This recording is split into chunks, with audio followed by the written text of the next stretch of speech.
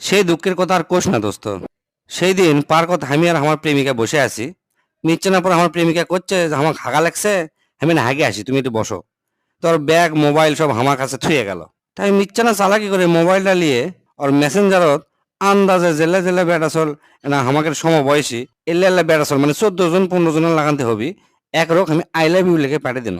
তা কি হচ্ছে, এটা তো কোনো ব্যাপারই নয়। ব্যাপারটা সেটি লয় দোস্ত, ব্যাপারটা অন্য জায়গা। এই 14 জনের মধ্যে 8 জন রিপ্লাই দিছে, কি শুনবো? ক দেখি শুনি, সেই ইন্টারেস্টিং লাগিচ্ছে। প্রথম জন রিপ্লাই দিছে যে দিনে তো 20 বারের বেশি কও, নিচ্ছে না আগে এই কথাটা কোলা, আবার এখন কল লাগবে। এই মেসেজ দেখে আমার হাত পা আস্তে আস্তে ঠান্ডা হওয়া শুরু করলো দোস্ত। আচ্ছা কত দোস্ত, তারপর দ্বিতীয় জন কি লিখে পাঠাছে? দ্বিতীয় জন পাঠাছে, আই লাভ ইউ টু সোনা, তোমার কি ক্লাস শেষ? তোমার তো বিকাল 5টার সময় শেষ হওয়ার কথা আসলো, এত তাড়াতাড়ি কেঙ্গা করে শেষ হলো? শোনো, 5টার সময় কিন্তু আমি পার্কে চলে আসবো, বুঝছো? এই মেসেজ পরে আমার মাথা ঘুরে উঠলো দোস্ত। তখন 3টা বাজিছিল, মানে আমার সাথে 2 ঘন্টা কথা কওয়ার পরেই 5টার দিকে এই চ্যানেলের সাথে দেখা করবার যাবি, ঠিক আছে? আর কসে যে ক্লাস করিচ্ছি। 3 নম্বর জন রিপ্লাই দিছে, রাগ ভাঙছে তাহলে আমার লক্ষ্মী সোনাটার। মিথ্যা না কিছু না হলে এত রাগ করো কৃষক সোনা, তোমার খুব দেখবার মন চাচ্ছে, এনা ভিডিও কল দেই। চতুর্থ জন লেখছে, বুঝছি তোমার টাকা শেষ হয়ে গেছে, আবার টাকা দরকার। তো শোনো, কালকে তাহলে সময় দাও। আরেকটা কথা, লিটনের ফ্ল্যাটে কিন্তু যাবো না, ওর বাবা মা সবাই চলে আসছে। কালকে আমরা যাবো বদনার ফ্ল্যাটে, ঠিক আছে? আর সারাদিন কিন্তু থাকবো, সকাল 9টা থেকে বিকাল 5টা, কোনো কিন্তু ডিস্টার্ব করবে না। আর টাকাটা তোমাকে 5টার পরে দিয়ে দিব। এই রিপ্লাই দেখে দোস্ত আমার মাথার চুল শুদ্ধ গায়ের চুল সব খাড়া হয়ে উঠলো।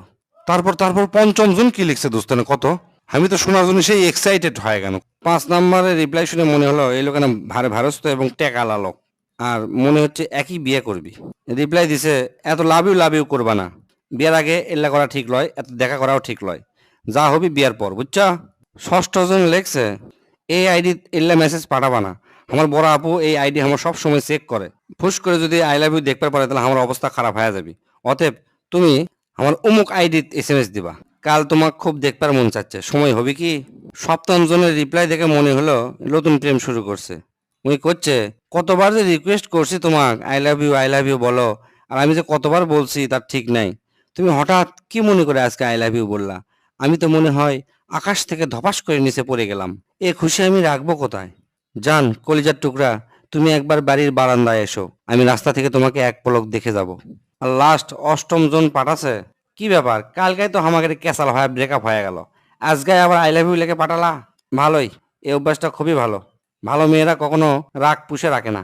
শোনো, কালকে অমুক রেস্টুরেন্টে চলে আসো, আমরা খাওয়া দাওয়া করব, আর সামনে ঈদ, তোমার জন্য 4-5টা ড্রেস কিনে দেবো। এই 8 জনের মেসেজ পড়ে আমি চিন্তা করনো, আসলে তাহলে আমি কে, আমি এটি কৃষক বসে আছি।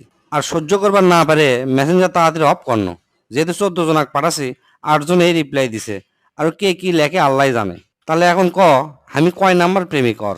আমি আর কি কমো, দর্শকের কাছে প্রশ্ন কর, ওরাই হিসাব করে কমেন্টত লিখে দেখ তুই কয় নাম্বার প্রেমিক।